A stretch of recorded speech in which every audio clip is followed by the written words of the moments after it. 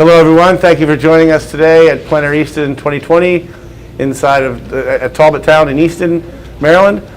We are here today. We're going to be doing interviews today and tomorrow at least at 12 o'clock, 3 o'clock, and 5 o'clock. I saw your email earlier.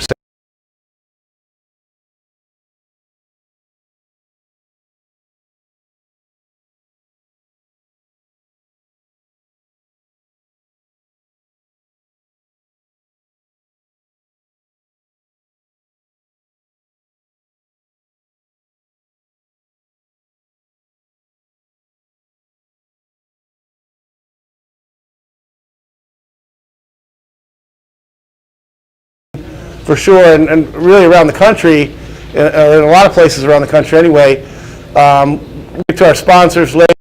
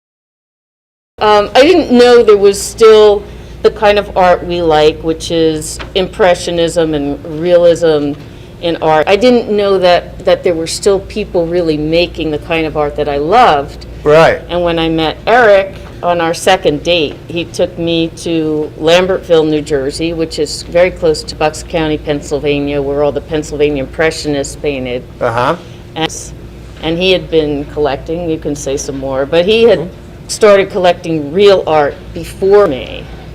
And I had, before that, only had framed posters.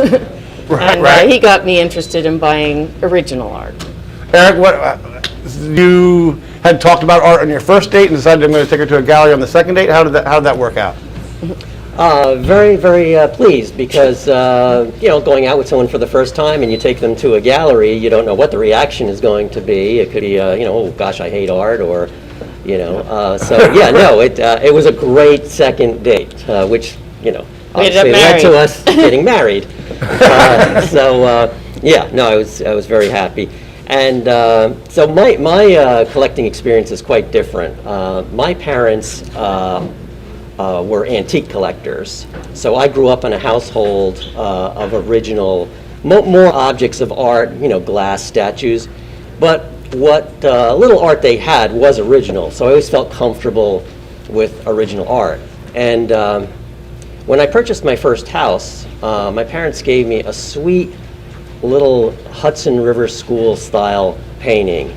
And I hung that up, and everything I hung that was a poster or a print, it just paled in comparison. And after that, I was, buying original art. Now, my early days, it was far and few between, and the art was, at a very reasonable price point. It really ramped up when we got married and really seriously started looking at art and researching it, and then attending plein air events that we really started buying, a lot more than I was buying. So. Well, okay. Now, I wanted to ask about that as well. First of all, is this a hobby or is this a what is this for you two? A passion. I would say it's definitely a passion, and we are very fortunate that we share this passion, and it's something that really has become a big part of our marriage. And we do know some collectors where one spouse is into the collecting and the other one's like kind of Right. You know, so we are fortunate that not only do we both love the art and love collecting, but we tend to love the same pieces. We have similar tastes, and actually a lot of my taste has been developed because Eric has, you know, kind of taught me more about how to look at art. And but we tend to gravitate to the same pieces, which is fortunate when it comes to buying them. And what are you going to spend your money on? Yeah, there was a whole lot of questions about how do you decide, but if you guys have the same sort of taste. Eric, I know you wanted to talk about, and this is really interesting as well, that you don't have to, you collect in a certain, that is financially feasible for you two. Can you talk about that a little bit and explain what, Sure. because I know it's a big thing for both of you. Yeah, well, you know, we have a budget, and what we primarily do is, especially through galleries, is we do time payments on pieces, which allow us really to accumulate a lot more art than probably we should be, because you know, we're paying these pieces off. And galleries, and I think a lot of people don't realize this, that galleries are very, you know, they will give you time payment. A lot of people think they go into a gallery and, you know, that's the price and they have to plunk down the money right then and there and it's over. But just about any gallery, if you talk to the gallery owner, will provide some sort of you know, time payment. And so that works great for us. And we also budget for events that we know that the purchase, you know, is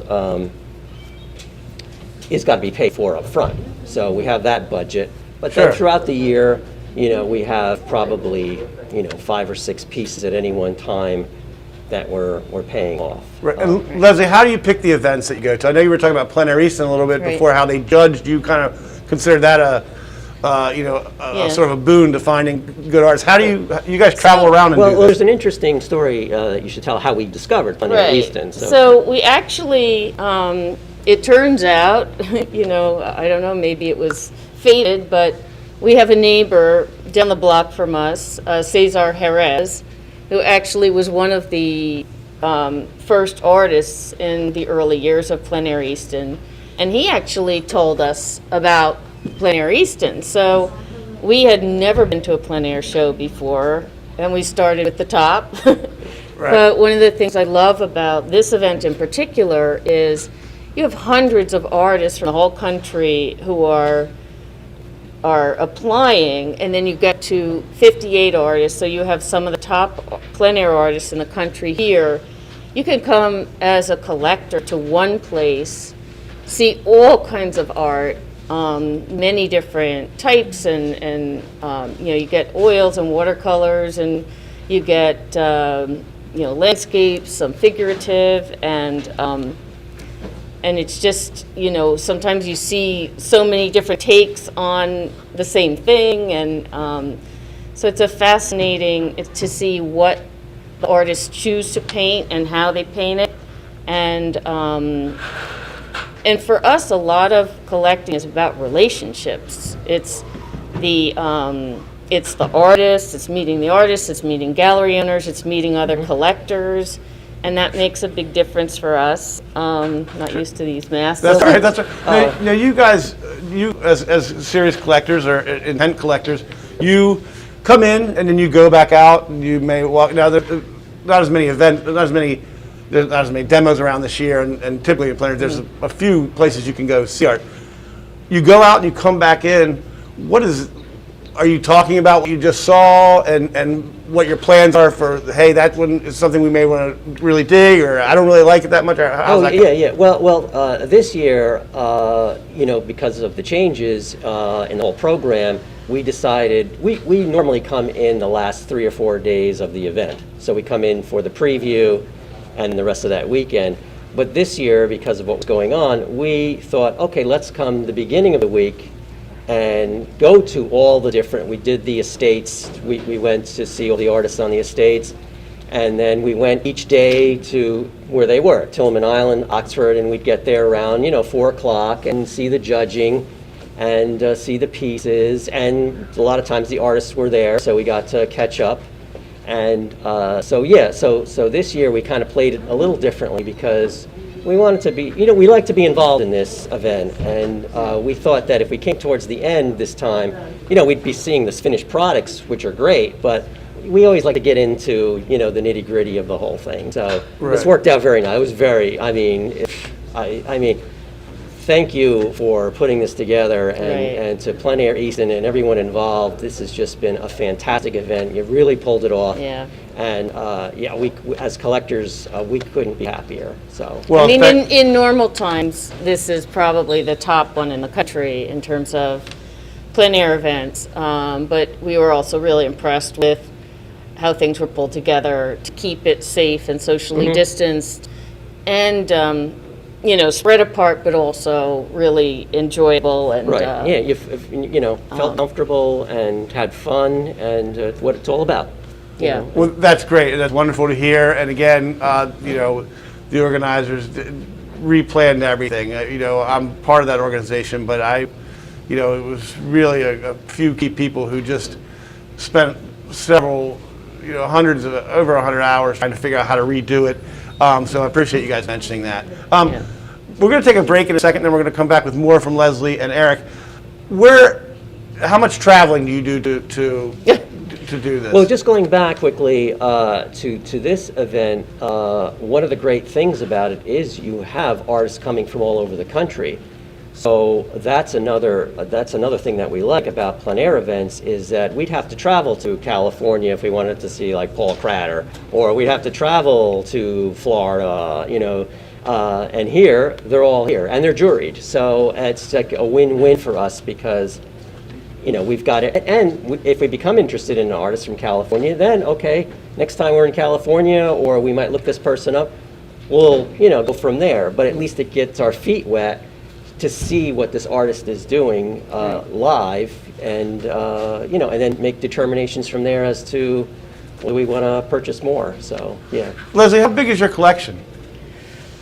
I don't even know in numbers. we have. I know we have well over 300. We have less than 1,000, somewhere in between there. My husband, we do have some seasonal pieces. So we have some we tend to have out in the winter and some in the fall and things like that. But any day that I wake up, I could find something different on the walls. He's constantly rotating. I love to rotate. I wanted to talk to you about that. Yeah, you said to me a couple years ago when I was asking you about the collecting, you were like, well, you got to change your walls, man. You got to change your walls. Right. Talk about that a little bit, Eric. Yeah, I don't love to do it. I don't think you should ever be hindered. I hear it all the time when I'm walking around at these events, and I've actually kind of whispered to people when I hear that, oh, I don't have the wall space, or this just isn't going to fit. We were doing a show in Brandywine, and there was a gentleman there, and someone had painted his farm. It was a gorgeous piece. And he's like, oh, that's my farm. I really love it, but I don't think it's going to fit anywhere. I'm like, you buy it first, then you figure out where you're going to put it. Right.